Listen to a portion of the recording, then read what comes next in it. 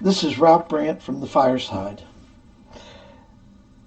In my book that I'm kind of working on, I have a section called The Powerless Company.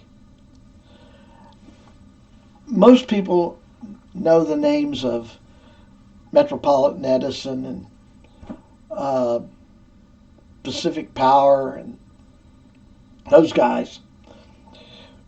But we had a power company that served us there near Mount Victory Church between Mount Holly and York Springs, Pennsylvania.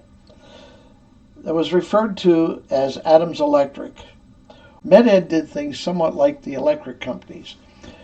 They ran lines where they thought they would make money and didn't run lines anywhere else. In the 1930s,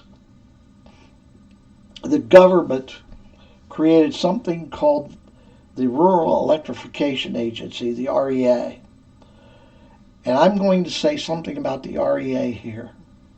Had it not been for the REA, we might have lost World War II.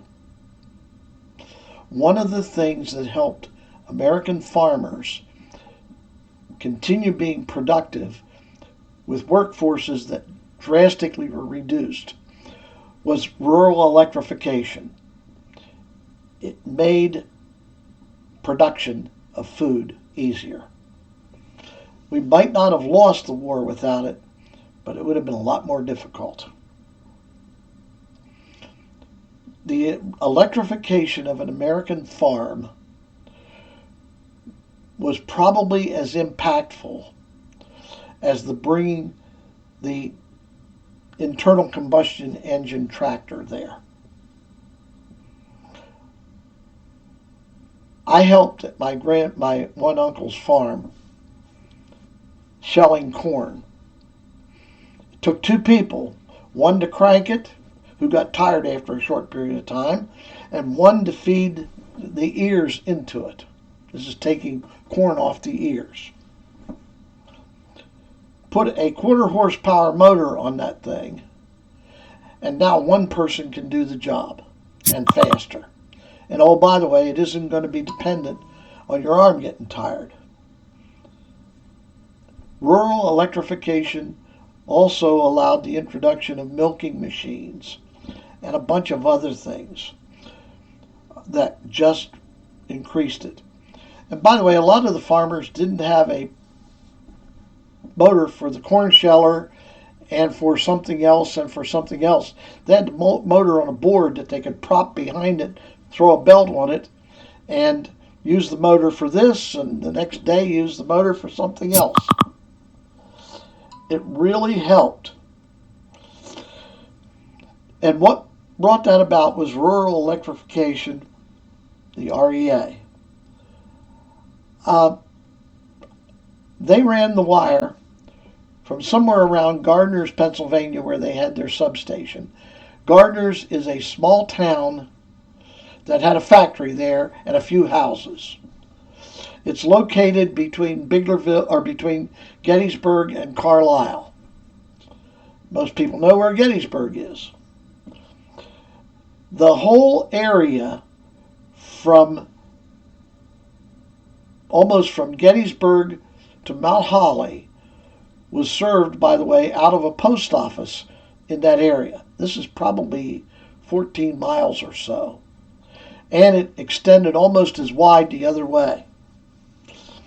Also, the substation for REA served an area that was that kind of size. We were on REA.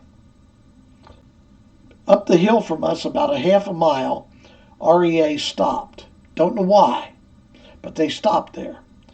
And Med-Ed built in from the other side.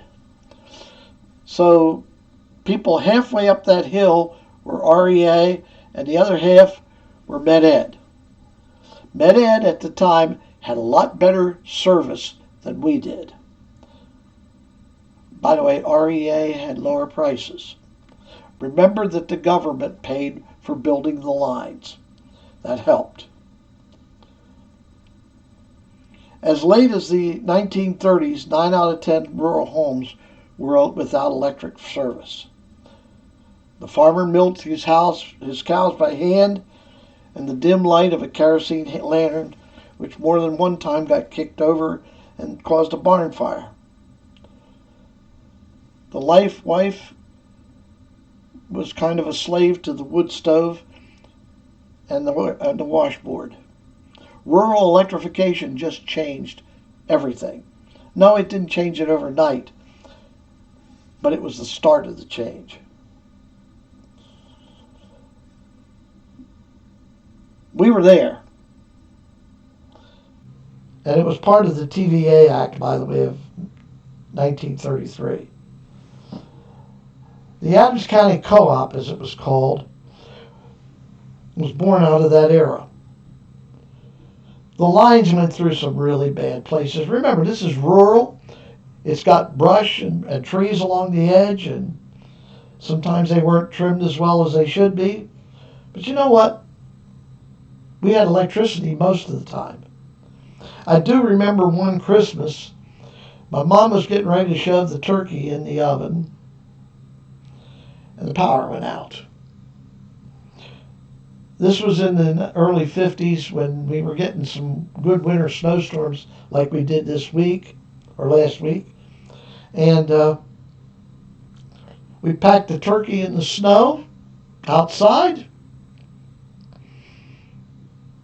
And we had turkey dinner on the 31st of December when the power came back. That was the longest outage we ever had, but we had some other ones that were kind of nasty. The one thing that helped, initially they had one breaker on our line. Anything shorted, we went down. And it was at least a couple hours till somebody could come out and even just reset the breaker. In later years, they replaced them with breakers that are referred to as a 3-timer. It will pop out, try to come back on 3 times, and if it overloads, it will go out and stay out. This meant that if a tree just blew on a line or the wind crossed the line, if it was on cross, by the time it come back, we didn't lose power. It's kind of good. We just had a long time there. One of the fun things about the REA is that it's sort of like a credit union, where the people who buy electricity from it are the stockholders. And at the end of the year, they're not allowed to make money. So if at the end of the year they have money left over, they cut a check for each person who bought electricity from them. And we used to get a small check at the end of the year. Sometimes it was only a few dollars.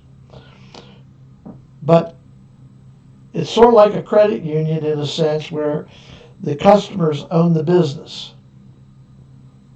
And it was run on a shoestring to some degree.